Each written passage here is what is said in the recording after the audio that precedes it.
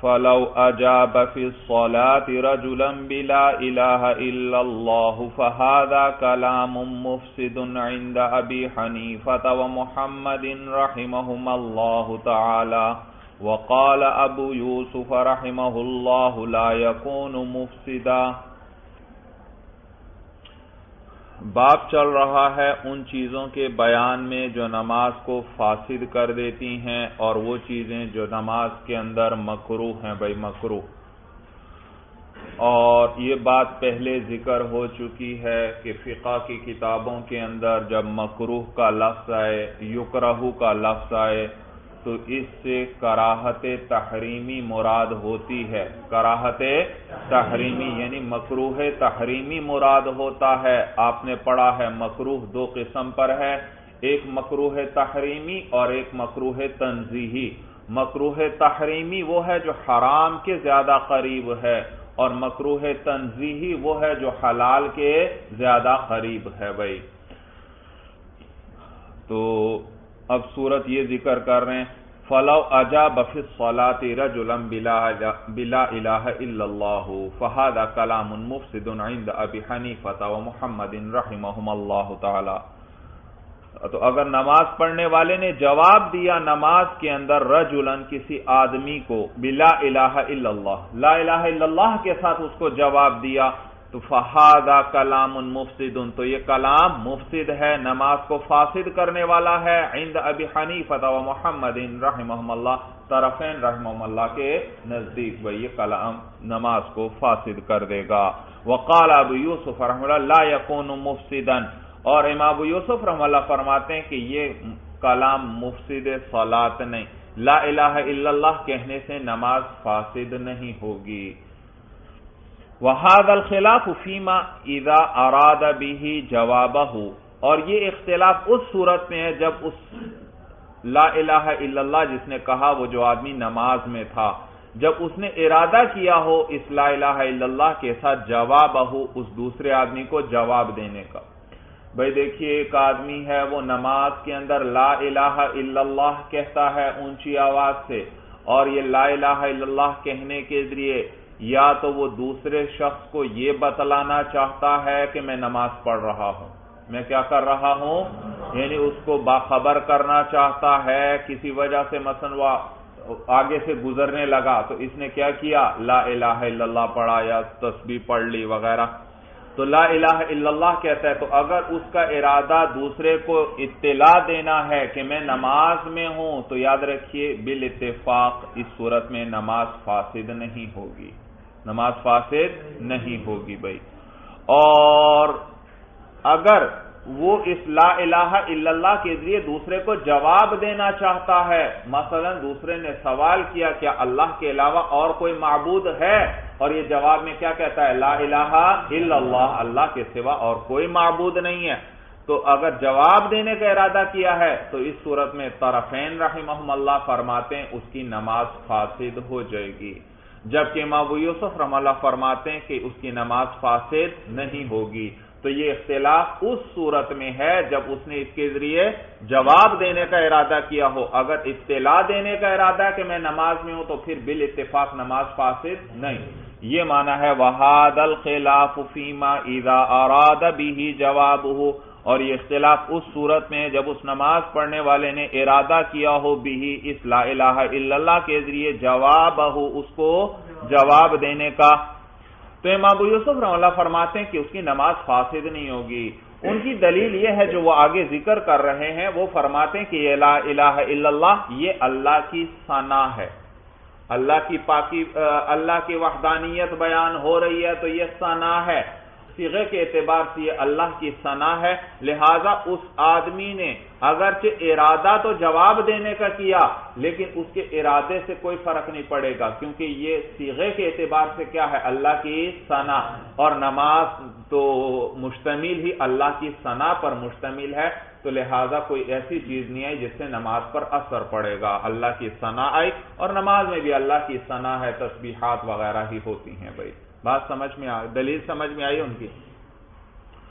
تو لہو امام ابو یوسف رحمہ اللہ کی دلیل یہ ہے کہ انہو ثناء بصیغتہ، کہ یہ لا الہ الا اللہ جو ہے یہ اللہ کی ثنا ہے، اللہ کی تعریف ہے، بصیغتہ اپنے صیغے کے اعتبار سے، یعنی اس کو اسی لیے وضع کیا گیا ہے، فلا یتغیر بعظیمتہ، تو یہ بدلے گا نہیں اس شخص کے ارادے سے، یعنی یہ پھر بھی کیا ہے، ثنا ہی ہے بھائی۔ وَلَهُمَا طرفین کی دلیل یہ ہے کہ انہو اخرج الکلام مخرج الجوابی، کہ اس نے کلام کو ادا کیا ہے جواب کے طور پر۔ اس نے یہ لا الہ الا اللہ کس طریقے پر کہا ہے؟ جواب کے طور پر کہا ہے، وَهُوَ يَحْتَمِلُهُ، اور یہ اس کا احتمال بھی رکھتا ہے، یعنی لا الہ الا اللہ یہ ہے تو اللہ کی ثنا، لیکن یہ جواب بننے کی بھی صلاحیت رکھتا ہے، اس کا بھی اس میں احتمال ہے، اور جب اس نے ارادہ کر لیا تو ایسی چیز کا ارادہ کیا جس کی وہ لفظ احتمال بھی رکھتے تھے، تو یہ اس صورت میں پھر جواب ہی بنے گا، اور جواب جو ہے وہ تو کلام ہے، اور کلام کی تو نماز میں گنجائش نہیں، لہذا اس کی نماز فاسد ہو جائے گی۔ دلیل سمجھ میں آگے؟ تو وہ کہتے ہیں کہ اس نے اس کلام کو ادا کیا ہے جواب کے طور پر، وَهُوَ يَحْتَمِلُهُ، اور یہ جو ہے اس جواب بننے کا احتمال بھی رکھتا ہے، فَيُجْعَلُ جَوَابًا، تو اس کو جواب قرار دیا جائے گا، کَالتَّشْمِيتِ، جیسے کہ تشمیت ہے، چھینک کا جواب دینا ہے بھائی، یرحمک اللہ، پیچھے مسئلہ گزر چکا ہے کہ اگر یہ کہے کسی کو انسان تو اس کی نماز کیا ہو جائے گی؟ فاسد ہو جائے گی۔ والاسترجاع علی الخلاف فی الصحیح، استرجاع کا معنی ہے انا للہ و انا الیہ راجعون کہنا بھائی، استرجع الرجل ای قال انا للہ و انا الیہ راجعون، تو استرجاع یعنی انا للہ و انا الیہ راجعون جو ہے وہ بھی علی الخلاف، وہ بھی اسی اختلاف پر ہے، فی الصحیح، صحیح قول کے مطابق بھائی،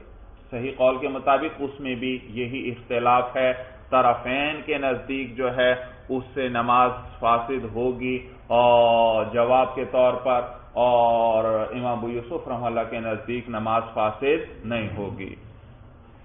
وَإِنْ أَرَادَ بِهِ إِعْلَامَهُ، اور اگر نماز پڑھنے والے نے اس لا الہ الا اللہ کے ذریعے ارادہ کیا إِعْلَامَهُ، اس آدمی کو اطلاع دینے کا، کہ انہو فی الصلاۃ، کہ وہ کس میں ہے؟ نماز میں ہے، لم تفسد بالاجماع، تو بالاجماع اس کی نماز فاسد نہیں ہوگی، لقولہ علیہ السلام، بوجہ حضور علیہ السلام کے اس قول کے، اذا نابت احدکم نائبۃ فی الصلاۃ فلیسبح، جب پیش آ جائے تم میں سے کسی ایک کو کوئی واقعہ فی الصلاۃ، نماز میں، فلیسبح، تو اسے چاہیے کہ تسبیح کہے، یعنی سبحان اللہ کہہ دے، کیا کہہ دے؟ سبحان اللہ کہہ دے، اور سبحان اللہ کیا ہے؟ تسبیح، اللہ کی پاکی بیان ہو رہی ہے، تو لا الہ الا اللہ بھی اسی طرح اللہ کی اس میں ثنا ہے، اللہ کی حمد ہے، اللہ کی وحدانیت بیان ہو رہی ہے، تو دونوں کا ایک ہی حکم ہے بھائی۔ تو یاد رکھیے یہ مردوں کا طریقہ ذکر ہوا حدیث کے اندر، مرد جو ہیں جب وہ کسی کوئی بات پیش آئے تو کیا کہیں گے؟ تسبیح سبحان اللہ کہہ سکتے ہیں، یا اسی طرح لا الہ الا اللہ وغیرہ کہہ سکتے ہیں، لیکن اگر عورت ہے تو وہ اس کے لیے تالی بجانا ہے، لیکن عام جس طرح دونوں ہتھیلیوں کو ایک دوسرے سے مار کر تالی بجائی جاتی ہے اس طرح نہیں، بلکہ جس طرح ہاتھ باندھا ہوا ہے تو اسی بائیں ہاتھ کی پشت پر دائیں ہاتھ کو زور سے مار دے گی، یعنی دائیں ہاتھ کی ہتھیلی، یعنی اندر والی جانب ہتھیلی، یہ کس پر مار دے گی؟ بائیں ہاتھ کی پشت پر، جس سے آواز پیدا ہو جائے اور دوسرے متوجہ ہو جائے کہ کچھ نماز میں غلطی ہوئی ہے یا کوئی بات ہے بھائی۔ وَمَنْ صَلَّى رَكْعَةً مِّنَ الظُّهْرِ، اور جس نے ایک رکعت پڑھی ظہر کی نماز میں سے، ثُمَّ افْتَتَحَ الْعَصْرَ أَوِ التَّطَوُّعَ، پھر اس نے شروع کر دی عصر کی نماز یا نفل، فَقَدْ نَقَضَ الظُّهْرَ، تو تحقیق اس نے ظہر کی نماز کو توڑ دیا، لِأَنَّهُ صَحَّ شُرُوعُهُ فِي غَيْرِهِ، اس لیے کیونکہ اس کے لیے دوسری نماز کو شروع کرنا، اس میں شروع ہونا صحیح ہے، فَيَخْرُجُ عَنْهُ، تو اس نماز سے نکل جائے گا۔ بھائی صورت مسئلہ یہ، ایک آدمی نے ظہر کی نماز شروع کی، بھائی ظہر کی نماز پڑھ رہا ہے، ایک رکعت پڑھنے کے بعد اس کا ارادہ ہوا عصر کی پڑھتا ہوں، کون سی پڑھتا ہوں؟ عصر کی پڑھتا ہوں یا نفل پڑھتا ہوں، تو اس نے عصر کا ارادہ کر لیا، عصر کی نیت کر لی، یا نفلوں کی نیت کر لی، نفلوں کی نیت کر لی، چاہے دل میں نیت کر لی یا ہاتھ اٹھا کر اللہ اکبر بھی کہہ دیا، ہاتھ اٹھا کر اللہ اکبر بھی کہہ دیا، تو یاد رکھیے بھائی، تو اس کی ظہر کی نماز ٹوٹ گئی، وہ ختم ہو گئی، ظہر کی نماز کیا ہوئی؟ ختم ہو گئی۔ اب تو آگے ظہر کو جاری نہیں رکھ سکتا، اب کون سی؟ اسی کو مکمل کرے جس کی اگلی نماز کی اس نے نیت کی ہے بھائی۔ بات سمجھ میں آ گئی؟ یہ معنی ہے کہ جس نے ظہر کی ایک رکعت پڑھی، ثم افتتح العصر او التطوع، پھر اس نے شروع کر دیا عصر کو یا نفلوں کو، تو تحقیق اس نے توڑ دیا ظہر کی نماز کو، ظہر کی نماز کو، ہاں کہتے ہیں لِأَنَّهُ، دلیل دے رہے ہیں کیوں؟ کہتے ہیں اس لیے کیونکہ لِأَنَّهُ صح شروعه فی غیرہ، یہ جو ظہر کی نماز پڑھ رہا ہے اس آدمی کے لیے صحیح ہے دوسری نماز شروع کرنا، دوسری نماز وہ شروع کر سکتا ہے یا نہیں کر سکتا؟ اور دوسری نماز شروع کرنے کے لیے کیا ضروری ہے؟ اس نماز سے نکلنا ضروری ہے، اور جب اس نماز سے نکلا تو گویا اس نے اس نماز کو توڑ دیا، ختم کر دیا۔ یہ معنی ہے فَيَخْرُجُ عَنْهُ، تو یہ اس سے نکل جائے گا۔ وَلَوْ افتتح الظُّهْرَ بَعْدَمَا صَلَّى مِنْهَا رَكْعَةً فَهِيَ هِيَ وَيَجْتَزِئُ بِتِلْكَ الرَّكْعَةِ۔ دوسری صورت بھائی، ایک آدمی نے ظہر کی نماز پڑھنا شروع کی اور اس کے بعد جبکہ وہ ایک یا دو جتنی بھی رکعتیں پڑھ چکا تھا، بہرحال یہاں ایک والی ذرا ہم صورت بنا لیتے ہیں تاکہ وضاحت ہو جائے پوری۔ ایک آدمی نے ظہر کی نماز پڑھنا شروع کی اور ایک رکعت پڑھنے کے بعد اس کا ارادہ ہوا پھر ظہر شروع سے پڑھے۔ کیا ارادہ ہوا؟ پھر ظہر کی نماز شروع سے پڑھنا شروع کرے، چنانچہ اس نے نیت کر لی اور پھر شروع سے نماز پڑھنا شروع کر دی، یا باقاعدہ دونوں ہاتھ بھی اٹھا کر اللہ اکبر بھی کہہ دیا، تو آپ کو یہ بتلائیں گے مسئلہ کہ بھئی یہ وہی ظہر کی نماز ہے، یہ وہی ظہر کی نماز ہے، اور جب یہ وہی ظہر کی نماز ہے تو وہ جو ایک رکعت پہلے ہوئی تھی یا دو ہوئی تھیں یا تین، جتنی بھی رکعتیں پہلی ہوئی تھیں ان سب کو بھی شمار کرنا پڑے گا، اور جب ان کو شمار کرے گا تو آگے جب آخری رکعت جو بن رہی ہو یعنی چوتھی رکعت، شروع سے لے کر جب چوتھی رکعت پوری ہو جائے تو آخری قعدے کا وقت آئے گا، اگر اس وقت پر اس نے کیا کر لیا؟ قعدہ کر لیا، کیونکہ قعدہ تو فرض ہے آخری قعدہ، اگر قعدہ کر لیا تو اس کی ظہر کی نماز پوری ہو جائے گی، اور اگر اس موقع پر اس نے قعدہ نہ کیا اور اگلی رکعتوں کو ساتھ ملا لیا تو ظہر کی نماز باطل ہو جائے گی، دوبارہ نئے سرے سے پڑھنا پڑے گی۔ بات سمجھ میں آ گئی؟ لہذا اگر ایک رکعت گزری تھی اور اس نے پھر ظہر کی نماز شروع سے پڑھنا شروع کی تو وہی ظہر شمار ہوگی، کیونکہ یہ وہی نماز ہے اور اس کی نیت لغو ہو جائے گی، یرحمک اللہ، تو اس کی نیت کیا ہو جائے گی؟ لغو ہو جائے گی، یہ وہی نماز ہوگی اور وہ پہلی رکعت بھی شمار ہوگی، لہذا اگلی تین رکعتیں جب پڑھ لے گا تو چار پوری ہو گئیں، اب اس پر کیا کرنا پڑے گا؟ اسے قعدہ کرنا پڑے گا، کیونکہ یہ آخری قعدہ ہوگا اور یہ فرض ہے، اور اگر اس موقع پر اس نے قعدہ نہ کیا، اس نے پہلی کو شمار ہی نہیں کیا، اگلی ایک ملا کر پھر چار پوری کرنا چاہتا ہے تو پھر اگلی ملا لے گا تو ظہر کی نماز ہی باطل ہو جائے گی، کیونکہ فرض رہ گیا اور فرض رہ جائے تو نماز ہی نہیں ہوتی۔ یہ معنی ہے وَلَوْ افتتح الظُّهْرَ بَعْدَمَا صَلَّى مِنْهَا رَكْعَةً، اور اگر اس نے شروع کیا ظہر کی نماز کو بعد اس کے کہ جب وہ اس ظہر میں سے ایک رکعت پڑھ چکا تھا، فَهِيَ هِيَ، تو یہ وہی نماز ہے، یہ وہی شمار ہوگی، وَيَجْتَزِئُ بِتِلْكَ الرَّكْعَةِ، اور کافی ہوگی وہ والی رکعت بھی، یعنی اس کو بھی شمار کرے گا، لِأَنَّهُ نَوَى الشُّرُوعَ فِي عَيْنِ مَا هُوَ فِيهِ، اس لیے کیونکہ اس نے نیت کی ہے اس چیز کو شروع کرنے کی، اسی چیز کو شروع کرنے کی جس کے اندر وہ تھا، فَلَغَتْ نِيَّتُهُ، تو اس کی نیت کیا ہو جائے گی؟ لغو ہو جائے گی، بیکار چلی جائے گی، وَبَقِيَ الْمَنْوِيُّ عَلَى حَالِهِ، اور وہ جس چیز کی اس نے نیت کی تھی وہ اپنی حالت پر باقی رہے گا، یعنی وہ ظہر کی نماز اپنی حالت پر باقی رہے گی، یعنی شروع سے ساری شمار ہوگی۔ وَإِذَا قَرَأَ الْإِمَامُ مِنَ الْمُصْحَفِ فَسَدَتْ صَلَاتُهُ عِنْدَ أَبِي حَنِيفَةَ رَحِمَهُ اللَّهُ وَقَالَ هِيَ تَامَّةٌ اور جس وقت امام قرات کرے قرآن میں سے، امام اگر قرات کرتا ہے قرآن کو کھول کر اس میں سے دیکھ کر قرات کرتا ہے، چاہے اس کو ہاتھ میں اٹھایا ہوا ہو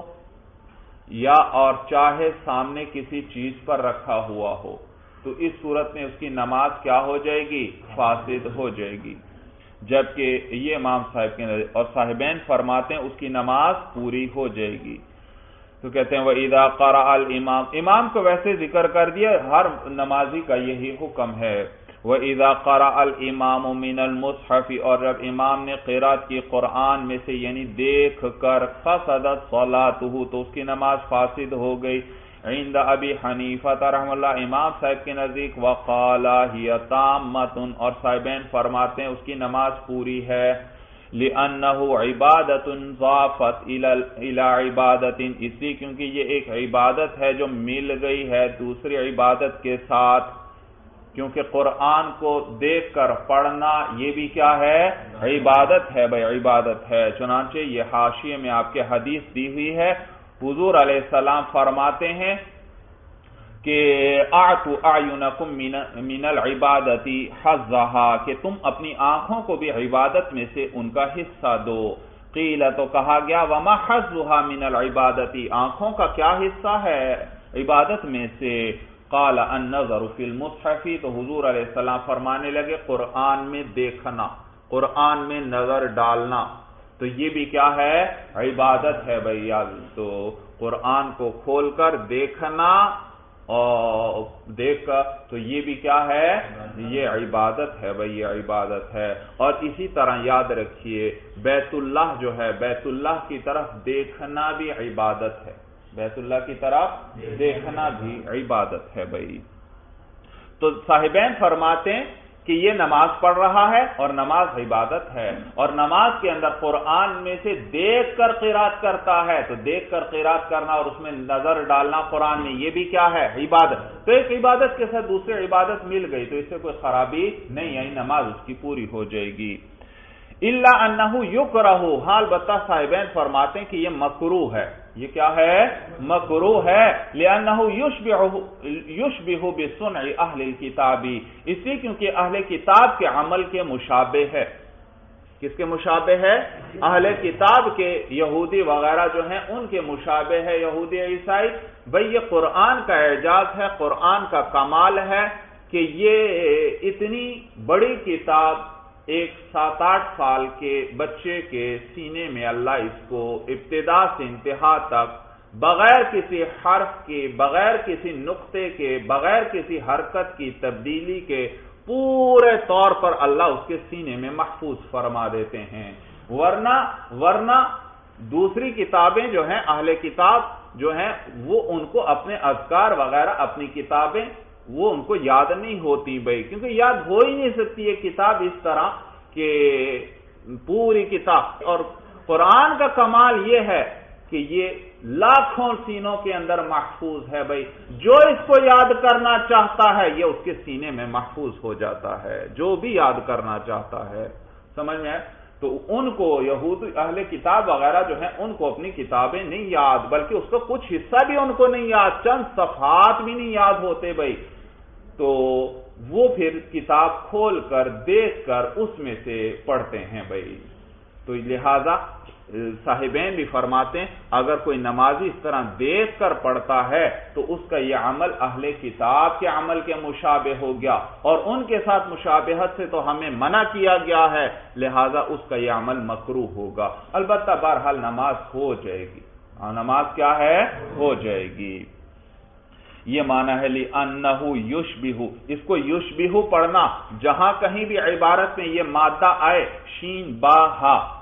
یہ تو یہ باب افعال سے آئے گا عموماً، یا باب تفعیل وغیرہ سے، یعنی میرے کہنے کا مطلب یہ ہے کہ مجرد سے شبیہ یشبہ وغیرہ نہ پڑھنا اس کو، کیونکہ مجرد سے یہ باب استعمال نہیں ہوتا عربی زبان میں بھائی، سمجھ میں آیا؟ تو یہ اشبہ یشبہ، یا موقع ہو تو شبہ یشبہ بھی اس طرح استعمال ہو۔ لِأَنَّهُ يُشْبِهُ بِصُنْعِ أَهْلِ الْكِتَابِ، اس لیے کیونکہ اس نمازی کا یہ عمل جو ہے اہل کتاب کے عمل کے مشابہ ہے، اس لیے مکروہ ہوگا۔ وَلِأَبِي حَنِیفَةَ، امام صاحب کی دلیل یہ ہے کہ أَنَّ حَمْلَ الْمُصْحَفِ وَالنَّظَرَ فِيهِ وَتَقْلِيبَ الْأَوْرَاقِ عَمَلٌ كَثِيرٌ، وہ فرماتے ہیں کہ قرآن کو اٹھانا اور اس میں نظر ڈالنا، وَتَقْلِيبَ الْأَوْرَاقِ اور ورقوں کو پلٹنا، عَمَلٌ كَثِيرٌ، یہ سارا کیا ہے؟ عمل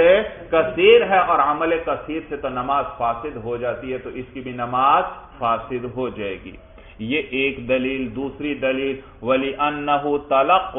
تَلَقُّنٌ مِّنَ الْمُصْحَفِ، اور نیز اس لیے کیونکہ اس میں قرآن سے سیکھنا ہے، اور آپ پڑھ چکے کہ تعلیم و تعلم سے نماز کیا ہو جاتی ہے؟ فاسد۔ تو یہاں بھی قرآن سے سیکھنا پایا گیا، فَصَارَ كَمَا إِذَا تَلَقَّنَ مِنْ غَيْرِهِ، تو یہ اسی طرح ہو گیا جیسے اس نے کسی دوسرے سے سیکھا ہو، تو اس کی نماز کیا ہو جائے گی؟ فاسد ہو جائے گی۔ وَعَلَى هَذَا لَا فَرْقَ بَيْنَ الْمَحْمُولِ وَالْمَوْضُوعِ، صاحب ہدایہ مزید وضاحت فرما رہے ہیں، کہتے ہیں دو دلیلیں ذکر ہوئیں۔ ایک دلیل یہ کہ قرآن کے اندر دیکھنے کی وجہ سے عمل کثیر لازم آئے گا، کیونکہ وہ قرآن اٹھائے گا اور اس میں نظر ڈالے گا اور اوراق پلٹنے پڑیں گے، تو یہ عمل کثیر ہے، اور عمل کثیر سے نماز کیا ہو جاتی ہے؟ فاسد۔ اور دوسری دلیل یہ ذکر ہوئی کیونکہ اس صورت میں قرآن سے سیکھنا پایا گیا، اور سیکھنے اور سکھانے سے تو کیا ہوتی ہے؟ نماز فاسد ہو جاتی ہے۔ تو کہتے ہیں یہ جو دلیل ہے، یہ دلیل کہ اس میں سیکھنا پایا جا رہا ہے، یہ تو دونوں صورتوں کو شامل ہوگی، چاہے قرآن کو اٹھا کر پڑھے تب بھی کیا ہے؟ سیکھنا ہے، چاہے قرآن سامنے رکھا ہو، اس کو ہاتھ نہیں لگایا لیکن سامنے کسی چیز پر کھول کر رکھا ہوا ہے اور یہیں کھڑے کھڑے اس میں سے پڑھ رہا ہے نماز کے اندر، تو اس صورت میں بھی سیکھنا پایا جائے گا۔ تو یہ اس میں کوئی فرق نہیں ہوگا، قرآن اٹھا کر پڑھے تب بھی کیا ہوگا؟ سیکھنا، اٹھایا نہیں ہے بلکہ سامنے رکھا ہے پھر بھی کیا ہے؟ سیکھنا، تو دونوں صورتوں کو یہ شامل ہو جائے گا، اور اس دلیل کی بنا پر تو دونوں صورتوں میں نماز فاسد ہو جائے گی، چاہے سامنے رکھا ہو چاہے قرآن کو اٹھایا ہوا ہو، کیونکہ تلقن دونوں میں پایا جا رہا ہے، سیکھنا دونوں میں ہے۔ اور اگر دوسری دلیل کی طرف نظر کی جائے تو اس کے اندر تو عمل کثیر کا ذکر ہے، وہاں فرق آ جائے گا، اٹھا کر نظر ڈال کر اوراق پلٹتے ہوئے دیکھ کر پڑھ رہا ہے تو اس میں ہے عمل کثیر، اور اگر سامنے رکھا ہوا ہے اس صورت میں تو پھر عمل کثیر نہیں ہے، پھر تو اس دلیل کی بنیاد پر اس صورت میں نماز فاسد نہیں ہونی چاہیے۔ بھائی فرق سمجھ میں آیا کہ پہلی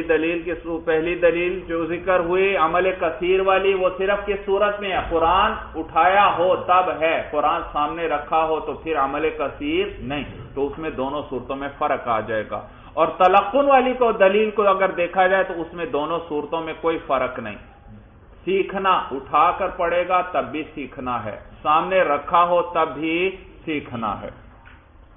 تو کہتے ہیں وَعَلَى هَذَا لَا فَرْقَ بَيْنَ الْمَحْمُولِ وَالْمَوْضُوعِ، اور اس دلیل کی بنیاد پر یہ جو تلقن والی دلیل ہے، لا فرق بین المحمول والموضوع، کوئی فرق نہیں ہے اٹھائے ہوئے اور رکھے ہوئے قرآن کے درمیان، محمول جس کو اٹھایا ہو، موضوع جس کو رکھا ہو۔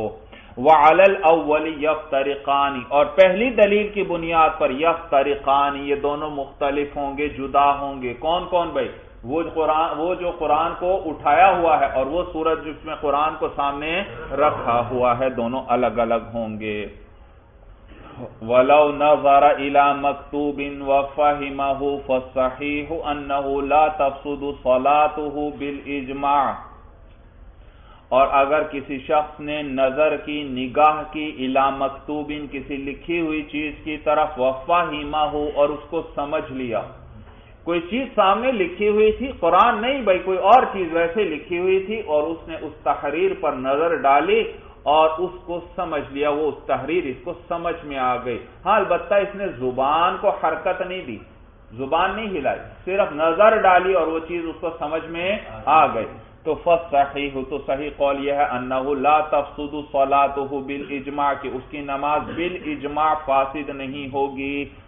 بخلاف ما اذا حلف لا يقرأ کتاب فلان حيث يحنس بالفهم عند محمد رحمہ اللہ، بخلاف اس کے کہ اگر کسی نے قسم اٹھائی ہوئی ہو کہ میں فلاں کا خط یا فلاں کی کتاب نہیں پڑھوں گا. کتاب میں نے بتلایا تھا یہ جو کتاب جس میں سے آپ پڑھ رہے ہیں اس کو بھی عربی زبان میں کتاب کہتے ہیں اور خط کو بھی کیا کہتے ہیں؟ کتاب. تو اگر کسی نے قسم اٹھائی کہ وہ فلاں کا خط نہیں پڑھے گا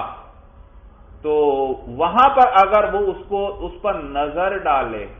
اور صرف سمجھ لے اس کو زبان سے نہ پڑھے تو بھی امام محمد رحمہ اللہ کے نزدیک وہ حانث ہو جائے گا. کیا ہو جائے گا؟ حانث ہو جائے گا. اس لیے کیونکہ وہاں جو لفظ لکھے گئے ہیں ان سے سمجھنا اور سمجھانا ہی مقصود ہے، وہاں قرات اور پڑھنا اس کو مقصود نہیں ہے. تو وہ مقصد تو پایا گیا، لہذا وہ حانث ہو جائے گا. بخلاف ما اذا حلف لا يقرأ کتاب فلان، بخلاف اس صورت کے کہ جب کسی شخص نے قسم اٹھا لی کہ وہ فلاں کا خط نہیں پڑھے گا، حیث یحنس کیونکہ وہ حانث ہو جائے گا بالفہم سمجھنے کی وجہ سے. یعنی یہ مسئلہ اس مسئلے کے خلاف ہے جو کس میں ذکر ہوا؟ متن میں ذکر ہوا. کیونکہ اس مسئلے میں حیث یحنس کیونکہ اس میں کیا ہو جائے گا؟ وہ حانث ہو جائے گا. تو یہ اس مسئلے کے خلاف ہے. حیث یحنس بالفہم کیونکہ وہ حانث ہو جائے گا سمجھنے کی وجہ سے. عند محمد رحمہ اللہ، امام محمد رحمہ اللہ کے نزدیک، لأن المقصود هنالك الفهم، اس لیے کیونکہ وہاں پر مقصود ہی فہم ہے. خط کے اندر مقصود ہی کیا ہوتا ہے؟ سمجھنا مقصود ہوتا ہے. اما فساد الصلاة فبالعمل الكثير ولم يوجد، اور باقی نماز کا فاسد ہونا تو وہ عمل کثیر کی وجہ سے ہوتا ہے. ولم یوجد، اور عمل کثیر تو یہاں پر نہیں پایا گیا. بھائی عمل کثیر نہیں پایا گیا، اس نے صرف اس پر نظر ڈالی ہے اور سمجھ میں آ گیا. کوئی عمل تو کرنا ہی نہیں پڑا، صرف نظر ڈالی. وَإِن مَرَّتِ امْرَأَةٌ بَيْنَ يَدَيِ الْمُصَلِّ لَمْ يَقْطَعِ الصَّلَاةَ لِقَوْلِهِ عَلَيْهِ السَّلَامُ لَا يَقْطَعُ الصَّلَاةَ مُرُورُ شَيْءٍ إِلَّا أَنَّ الْمَارَّ آثِمٌ اچھا بھائی. وَإِن مَرَّتِ امْرَأَةٌ بَيْنَ يَدَيِ الْمُصَلِّ، اور اگر گزری کوئی عورت کسی نمازی کے سامنے سے، لم يقطع الصلاۃ تو وہ نماز کو نہیں توڑے گی، اس شخص کی نماز کو نہیں توڑے گی. دلیل کیا ہے؟ کہتے ہیں لقولہ علیہ السلام، بوجہ حضور علیہ السلام کے اس قول کے، لا يقطع الصلاۃ مرور شیء، نماز کو نہیں توڑتا مرور شیء کسی چیز کا گزرنا، یعنی کوئی چیز سامنے سے گزرے تو یہ نماز کو نہیں توڑتا بھائی اس کا گزرنا. آگے صاحب ہدایہ فرما رہے ہیں الا ان المار آثم، مگر یہ کہ گزرنے والا گناہگار ہوگا، اور اس کی بھی دلیل ذکر کر رہے ہیں لقولہ علیہ السلام، بوجہ حضور علیہ السلام کے اس قول کے، لو علم المار بین یدی المصلی ماذا علیہ من الوزر لوقف 40، اگر جان لے وہ شخص جو گزرنے والا ہے نمازی کے آگے سے، اگر اس کو علم ہو جائے ماذا علیہ من الوزر کہ کتنا گناہ ہے اس پر، لوقف 40 تو وہ البتہ کھڑا رہے 40 تک. وزر کہتے ہیں بوجھ کو مراد گناہ ہے یہاں، کہ اگر کسی نمازی کے آگے سے گزرنے والے کو معلوم ہو جائے کہ اس پر کتنا بوجھ ہے، یعنی کتنا گناہ ہے اس کا، لوقف 40 تو وہ 40 کھڑا رہے. راوی فرماتے ہیں کہ میں نہیں جانتا، یعنی کوئی بھول گئے ہوں گے کہ حضور علیہ السلام نے کیا فرمایا، 40 دن کہے یا 40 مہینے کہے یا 40 سال کہے. بھائی 40 سال. البتہ علماء لکھتے ہیں کہ اور بعض حدیث سے 40 سال کا ذکر آیا ہے. 40 اگر نمازی کو پتہ لگ جائے، اگر کسی شخص کو پتہ لگ جائے کہ نمازی کے آگے سے گزرنے کا کتنا گناہ ہوتا ہے تو وہ 40 سال کھڑا رہے، اتنا انتظار کر لے، لیکن نمازی کے آگے سے وہ نہیں گزرے گا کہ اتنا عظیم گناہ سے اتنا بچنے کی کوشش کرے گا. بھائی اچھا بھائی، مسئلہ ذکر ہوا کہ اگر کوئی عورت گزر گئی نمازی کے آگے سے تو اس کی نماز پر کوئی اثر نہیں پڑے گا. اس مسئلے کو ذکر کیا اس لیے کیونکہ بعض فقہا کے نزدیک اگر نمازی کے آگے سے عورت گزرے تو اس کی نماز جو ہے وہ فاسد ہو جائے گی، اور وہ روایت ذکر کرتے ہیں کہ حدیث کے اندر آتا ہے کہ اگر نمازی کے سامنے سے عورت گزر جائے یا گدھا گزر جائے یا اسی طرح کتا گزر جائے تو اس کی نماز فاسد ہو جاتی ہے، نماز کیا ہو جاتی ہے؟ فاسد ہو جاتی ہے۔ تو یہ روایت حضرت عائشہ رضی اللہ تعالی عنہا کو بھی پہنچی بھئی، تو وہ اس پر بڑی غضبناک ہوئی، بڑی ناراض ہوئی اور فرمانے لگیں اہل عراق اور اہل نفاق، اے اہل شقاق، تم لوگوں نے اور ہم عورتوں کو کتوں اور گدھوں کے ساتھ ملا دیا ہے۔ میں حضور صلی اللہ علیہ وسلم حجرے میں نماز پڑھا کرتے تھے اور میں اس طرح لیٹی ہوتی کہ میرے پاؤں وغیرہ وہ حضور صلی اللہ علیہ وسلم کے سامنے ہوتا تھا، اور پھر جب حضور علیہ السلام سجدے میں جانے لگتے تو میں پاؤں سمیٹ لیتی تھی، اور پھر جب وہ سجدے سے اٹھ جاتے تو میں پھر پاؤں لمبے کر لیتی تھی۔ اس سے کیا معلوم ہوا؟ اس حدیث سے کہ جب عورت سامنے ہو تو پھر نماز نہیں ٹوٹتی، تو آگے گزرنے سے تو بطریق اولا نماز نہیں ٹوٹے گی بھائی۔ تو احناف کے نزدیک اس سے نماز پر کوئی اثر نہیں پڑتا بھائی۔ اچھا جی، آگے دیکھیے کتاب پر بھائی، وَإِنَّمَا يَأْثَمُ إِذَا مَرَّ فِي مَوْضِعِ سُجُودِهِ عَلَى مَا قِيلَ يَرْحَمُكَ اللَّهُ۔ اچھا بھائی، بات یہ ہو رہی ہے کہ نمازی کے آگے سے نہیں گزرنا چاہیے، کیونکہ حدیث میں آیا کہ اگر نمازی کے آگے سے کوئی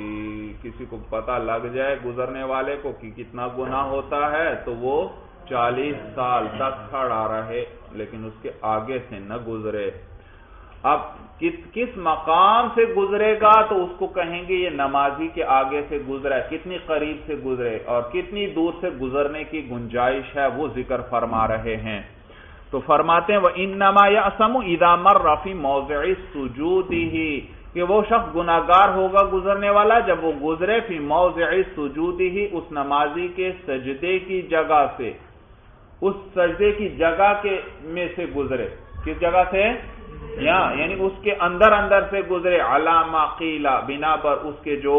کہا گیا ہے، ولا یکون بینہما حائل، اور ان کے درمیان کوئی حائل اور کوئی آڑ اور کوئی رکاوٹ بھی نہ ہو گئی۔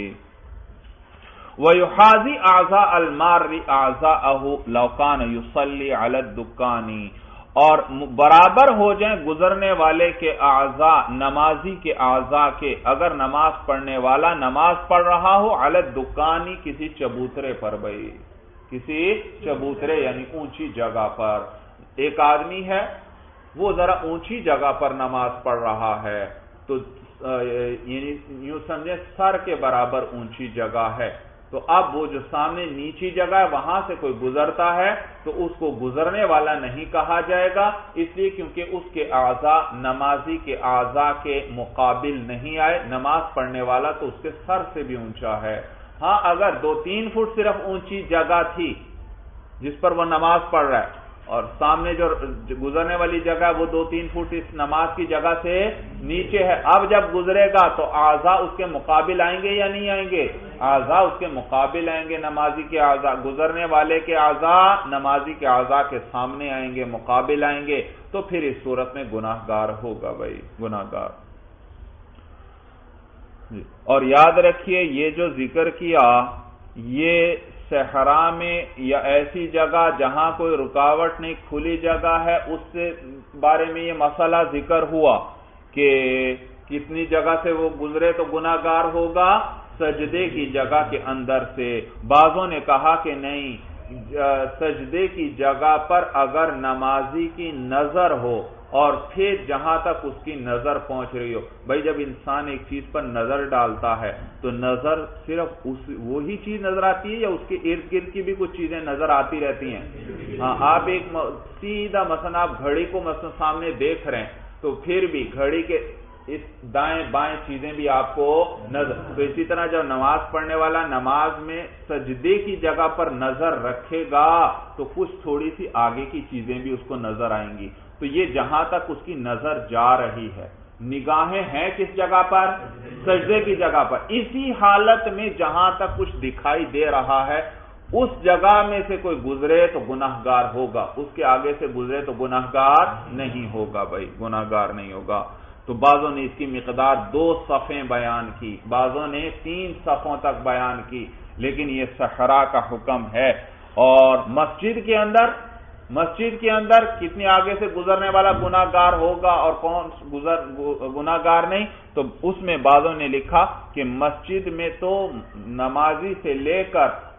اگلے حصے تک مسجد کے اس درمیان میں کہیں سے بھی نہیں گزرنا چاہیے. بعضوں نے کہا 50 ذراع آگے سے، یعنی 75 فٹ آگے سے کوئی گزرنا چاہے، مسجد کے اندر ہی ہے وہ جگہ، تو 75 فٹ آگے سے گزرنا چاہے تو گزر سکتا ہے، اس سے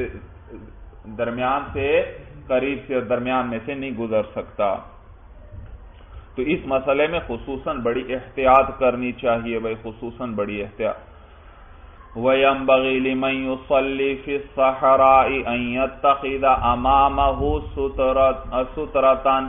اور مناسب ہے اس شخص کے لیے جو نماز پڑھ رہا ہو صحرا کے اندر، أَنْ يَتَّخِذَ أَمَامَهُ سُتْرَةً، کہ وہ بنا لے اپنے سامنے، پکڑ لے اپنے سامنے ستراتن، کوئی سترا بھائی وہ چیز وہ جس کو نماز پڑھنے والا اپنے آگے کوئی لکڑی وغیرہ یا کوئی ایسی رکاوٹ یا کوئی لکڑی گاڑ دیتا ہے تاکہ آگے سے کوئی گزرنا چاہے تو گزر سکے بھائی، گزر سکے. تو اس کو سترا کہتے ہیں. کیا کہتے ہیں؟ سترا کہتے ہیں. تو کہتے ہیں وَيَنبَغِي لِمَنْ يُصَلِّي فِي الصَّحْرَاءِ، اور مناسب ہے اس شخص کے لیے جو صحرا میں نماز پڑھ رہا ہو، مراد یعنی کھلی جگہ ہے، کہیں بھی کوئی بھی جگہ وہاں پر نماز پڑھ رہا ہو، اس کے لیے مناسب یہ ہے أَنْ يَتَّخِذَ أَمَامَهُ سُتْرَةً، کہ وہ اپنے آگے سترا پکڑ لے، یعنی سترا بنا لے، کسی لکڑی وغیرہ کو کھڑا کر دے. لِقَوْلِهِ عَلَيْهِ السَّلَامُ، ووجہ حضور صلی اللہ علیہ وسلم کے قول کے اذا صلى احدكم في الصحراء فليجعل بين يديه سترة، کہ تم میں سے جو شخص صحرا کے اندر نماز پڑھے تو اس کو چاہیے کہ وہ اپنے سامنے کوئی سترا بنا لے، کوئی سترا لگا دے. بھائی بات سمجھ میں آئی بھائی؟ وَمِقْدَارُهَا ذِرَاعٌ فَصَاعِدًا، اور سترے کی مقدار کتنی ہونی چاہیے، کتنا اونچا کم از کم ہونا چاہیے؟ کہتے ہیں وَمِقْدَارُهَا ذِرَاعٌ فَصَاعِدًا، اور سترے کی مقدار جو ہے 1 ذراع ہے، فَصَاعِدًا یا اس سے زیادہ، کم از کم یعنی 1 ذراع ہو یا اس سے زیادہ ہو، جتنا زیادہ اس میں کوئی حرج نہیں ہے. تو 1 ذراع، اور ذراع کیا ہے؟ شرعی گز ہے، یعنی 1.5 فٹ، یعنی وہ سترا زمین سے 1.5 فٹ اونچا ہو. بھائی لِقَوْلِهِ عَلَيْهِ السَّلَامُ، بوجہ حضور علیہ السلام کے اس قول کے أَيَعْجِزُ أَحَدُكُمْ إِذَا صَلَّى فِي الصَّحْرَاءِ أَنْ يَكُونَ أَمَامَهُ مِثْلَ مُؤْخِرَةِ الرَّحْلِ، کیا تم میں سے کوئی شخص عاجز ہے اس بات سے کہ جب وہ صحرا میں نماز پڑھے تو یہ کہ اس کے سامنے ہو کیا؟ مثل مؤخرۃ الرحل، رحل کہتے ہیں کجاوے کو، مؤخرہ کنارہ، کجاوے کے کنارے کے مثل کوئی چیز اس کے سامنے ہو. کیا اس سے بھی جو شخص صحرا میں نماز پڑھتا ہے کہ وہ اس بات سے عاجز ہے کہ اس کے سامنے کجاوے کے کنارے جیسی کوئی چیز ہو، یعنی اس کے کجاوے کے کنارے جیسی کسی چیز کو اپنے سامنے رکھ لے، کیا اس سے بھی وہ عاجز ہے؟ اتنا بھی وہ نہیں کر سکتا. معنی سمجھ میں آیا؟ حدیث میں کیا تم میں سے کوئی شخص عاجز ہے اس بات سے کہ جب وہ صحرا میں نماز پڑھے کہ اس کے سامنے کجاوے کے کنارے کی جیسی کوئی چیز ہو. اور کجاوا آپ جانتے ہیں وہ اس میں کنارے پر جو لکڑیاں لگی ہوتی ہیں اس کی لمبائی تقریباً یہ 1 ذراع ہی بنتی ہے. بھائی کتنی؟ 1 ذراع. معلوم ہوا 1 ذراع اونچائی ہونی چاہیے کم از کم سترے کی. وقیل اور کہا گیا ہے ینبغی ان یکون فی غلظ الاصبع مناسب یہ ہے کہ وہ سترہ جو ہے انگلی کی موٹائی میں ہو یعنی اس کے برابر ہو لأن ما دونه لا يبدو للناظرین من بعید اس لیے کیونکہ اس سے کم جو ہے انگلی کی موٹائی سے بھی کم باریک یعنی باریک ہے تو وہ تو ظاہر ہی نہیں ہوگا دیکھنے والوں کو ان کو نظر ہی نہیں آئے گا من بعید دور سے فلا يحصل المقصود تو مقصود حاصل نہیں ہوگا مقصود حاصل نہیں ہوگا وَيَقْرُبُ مِنَ السُّتْرَةِ اور نماز پڑھنے والا سترے کے قریب رہے یعنی سترے کے قریب نماز پڑھے سترہ سر کے قریب ہی ہو لِقَوْلِهِ علیہ السلام بوجہ حضور علیہ السلام کے اس قول کے من صلی الی سترۃ فلیدن منها اور جو شخص نماز پڑھے سترے کی طرف یعنی جس کے سامنے سترہ ہو تو جو نماز پڑھے سترے کی طرف فلیدن منها تو اس کو چاہیے کہ اس کے قریب ہو وَيَجْعَلُ السُّتْرَةَ عَلَى حَاجِبِهِ الْأَيْمَنِ أَوِ الْأَيْسَرِ حاجب کہتے ہیں بھووں کو یہ جو آنکھ اور ماتھے کے درمیان ماتھے جہاں سے ماتھا شروع ہو رہا ہے تو یہ جو ماتھے اور آنکھ کے درمیان یہ جو بال ہیں ہڈی کے کنارے پر یہ ہے حاجب بھائی حاجب اردو میں ان کو کیا کہتے ہیں بھویں تو اب یہ جو سترہ رکھا جائے یاد رکھیے یہ بالکل درمیان میں نہ ہو بلکہ دائیں حاجب کی سیدھ میں ہو یا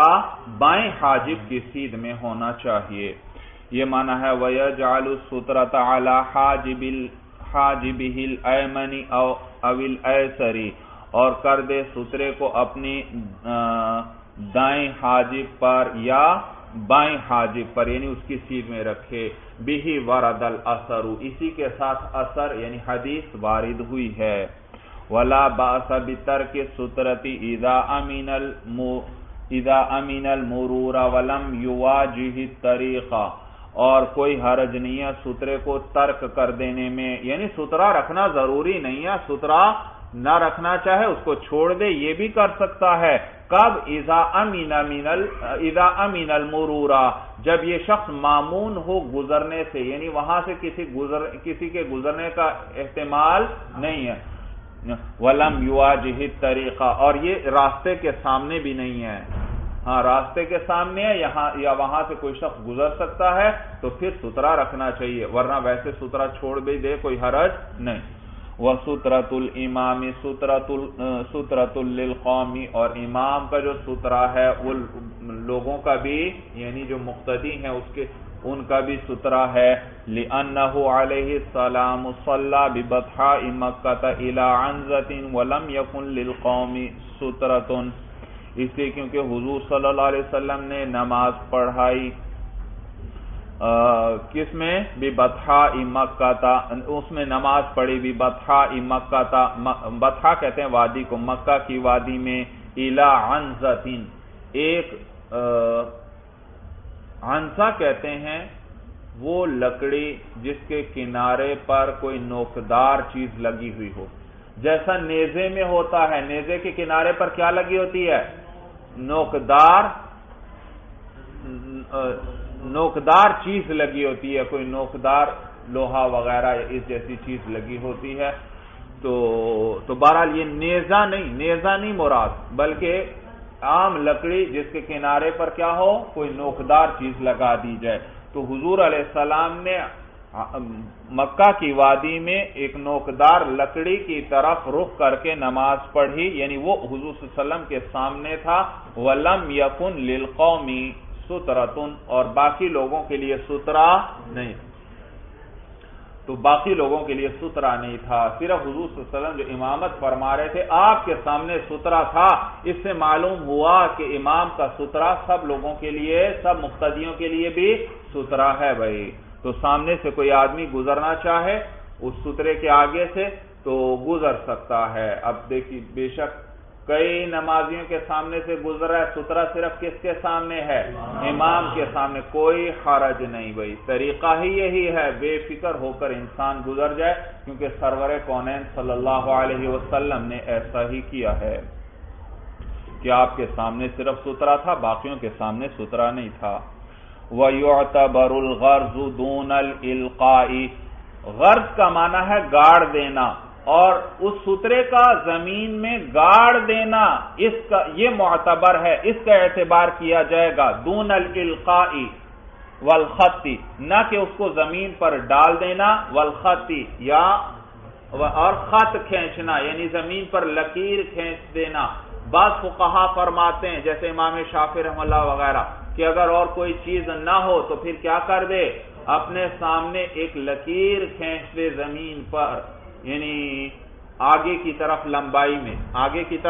لمبائی میں ایک لکیر کھینچ دے تو بھی کوئی اس کے آگے سے گزرنا چاہے تو گزر سکتا ہے۔ لیکن ہمارے نزدیک یہ لکیر کھینچنے کا کوئی اعتبار نہیں ہے۔ اسی طرح اگر لکڑی ہے اس کو سامنے گاڑنے کے بجائے اور کھڑا کرنے کے بجائے اس کو سامنے زمین پر لٹا دیتا ہے، اس کو زمین پر لٹا دیتا ہے اور زمین پر ڈال دیتا ہے، تو اس زمین پر ڈالنے کا اعتبار نہیں ہے، بلکہ کیا کرنا پڑے گا، اس کو زمین میں گاڑنا پڑے گا کہ وہ سامنے لکڑی کھڑی ہو جائے اور وہ رکاوٹ بن جائے نمازی کے درمیان اور گزرنے والے کے درمیان۔ بھائی ہاں البتہ اگر کوئی ایسی جگہ ہے کہ زمین سخت ہے، وہاں وہ لکڑی کو گاڑ ہی نہیں سکتا یا گاڑنا بڑا مشکل ہے، تو پھر اس صورت میں اس کو زمین پر ڈال دینا بھی جائز ہے، لیکن پھر لمبائی کے رخ ڈالے، چوڑائی میں نہیں، تاکہ جس طرح گاڑا جاتا ہے اسی شکل پر ہو جائے۔ لمبائی میں یعنی اس لکڑی کا ایک سرا نمازی کے سر کی طرف ہے تو دوسرا سرا آگے قبلے کی طرف ہو، اس طرح لمبائی میں ڈال دے۔ تو کہتے ہیں وَيُعْتَبَرُ الْغَرْضُ دُونَ الْإِلْقَاءِ وَالْخَطِّ، اور معتبر جو ہے اس سترے کو گاڑ دینا ہے، نہ کہ اس کو زمین پر ڈالنا، اور نہ خط کھینچنا، لکیر لگانا، لِأَنَّ الْمَقْصُودَ لَا يَحْصُلُ بِهِ، اس لیے کیونکہ مقصود کیا ہے، وہ اس سے حاصل نہیں ہوگا، خط کھینچنے سے یا زمین پر ڈالنے سے مقصود حاصل نہیں ہوگا، اس لیے کیونکہ مقصود تو کیا ہے، نماز جو گزرنے والے کو دور کرنا ہے کہ وہ ادھر سے نہ گزرے بلکہ اس کی دوسری طرف سے گزرے، تو وہ خط وغیرہ کھینچنے سے حاصل نہیں ہوگا۔ وَيَدْرَأُ الْمَارَّ إِذَا لَمْ يَكُنْ بَيْنَ يَدَيْهِ سُتْرَةٌ أَوْ مَرَّ بَيْنَهُ وَبَيْنَ السُّتْرَةِ، صورت یہ ایک شخص نماز پڑھ رہا ہے اور اس نے سامنے سترہ بھی لگایا ہے، اب کوئی شخص اس نمازی اور سترے کے درمیان سے گزرنا چاہتا ہے تو اس کو دور کرے، اس کو کیا کرے، اس کو روک کے اس کو اشارہ کر دے کہ میں کیا کر رہا ہوں، نماز پڑھ رہا ہوں، تو اس کو دور کرے۔ تو اگر سترے اور اس کے درمیان سے گزر رہا ہے یا سامنے سترہ نہیں ہے اور کوئی اس کے آگے سے گزرنا چاہتا ہے تو اس کو دور کرے، یعنی اشارہ کرے کہ میں نماز پڑھ رہا ہوں۔ تو کہتے ہیں یدرأ المار اذا لم یکن بین یدیہ سترۃ، دور کرے گزرنے والے کو جب اس نمازی کے سامنے کوئی سترہ نہ ہو، یا سترہ تو ہے لیکن مر بینہ وبین السترۃ، وہ گزرنے والا اس نمازی اور اس کے سترے کے درمیان سے گزرتا ہے تو اس کو دور کرے۔ لقولہ علیہ السلام، بوجہ حضور علیہ السلام کے اس قول کے، فَدْرَؤُوا مَا اسْتَطَعْتُمْ، کہ تم دور کرو جس قدر تم سے ہو سکے، جس قدر تم میں استطاعت ہو، یعنی جتنا تم سے ہو سکے۔ اب دور کس طرح کرے گا وہ بتلا رہے ہیں، وَيَدْرَؤُ بِالْإِشَارَةِ، اور دور کرے اس کو اشارے سے، كَمَا فَعَلَ رَسُولُ اللَّهِ صلی اللہ علیہ وسلم بِوَلَدَيْ أُمِّ سَلَمَةَ، جیسے کہ حضور علیہ السلام نے حضرت ام سلمہ رضی اللہ تعالیٰ عنہ کے دو بیٹوں کو اشارہ کی، ان کے ساتھ کیا تھا، یعنی جیسے ان کو اشارہ کیا تھا۔ تو یہ حضور صلی اللہ علیہ وسلم کے سامنے سے نماز پڑھ رہے تھے، سامنے سے گزرنے لگے تو حضور علیہ السلام نے ان کو ہاتھ کے اشارے سے منع فرمایا۔ اور پھر جو بیٹا تھا، چھوٹے بچے تھے، وہ بیٹا جو تھا وہ تو رک گیا، البتہ جو ان کی بیٹی تھی وہ سامنے سے گزر گئی تو حضور علیہ السلام نے کچھ ناراضگی والے الفاظ بھی کہے بھائی بعد میں۔ او یدفع بالتسبیح لما روینا، اور یا دور کرے اس کو بالتسبیح، کس کے ساتھ، تسبیح کے ساتھ یعنی زور سے سبحان اللہ یا لا الہ الا اللہ وغیرہ کہہ دے، لما روینا من قبل، اس حدیث کی وجہ سے جو ہم نے اس سے پہلے روایت کی۔ وہ کیا حدیث آئی تھی کہ تم میں سے اگر کسی کو نماز میں کوئی واقعہ پیش آئے تو کیا کرے، تو پھر تو اسے نمازی کو چاہیے کہ وہ تسبیح پڑھے بھائی۔ وَيُكْرَهُ الْجَمْعُ بَيْنَهُمَا، اور ان دونوں کو جمع کرنا مکروہ ہے کہ اشارہ بھی کرے اور تسبیح بھی پڑھے، تو دونوں کو جمع کرنا مکروہ ہے۔ لِأَنَّ بِأَحَدِهِمَا كِفَایَةً، اس لیے کیونکہ ان دونوں میں سے ایک کے ساتھ کفایت ہو جائے گی، ایک جب کافی ہو جائے گا تو دونوں چیزیں نہ کرے کہ تسبیح بھی کہے زور سے اور اشارہ وغیرہ بھی ہاتھ سے کرے بھائی، دونوں نہ کرے بھائی۔ چلیے بس بھائی، ھذا ھو المرام، اللہ اعلم بحقیقت الکلام۔